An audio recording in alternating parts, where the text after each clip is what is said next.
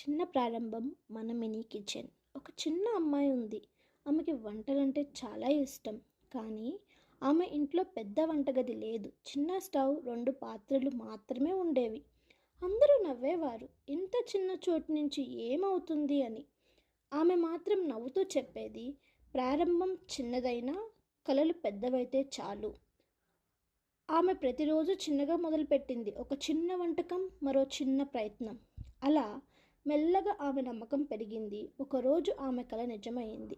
అలానే మన mini kitchen కూడా చిన్నదే. కానీ మన ప్రేమతో చేసే వంటలు మాత్రం చాలా పెద్దవి. ఇది కేవలం వంట చేసే చోటే కాదు. ఇది చిన్న కలలు మొదలయ్యే స్థలం.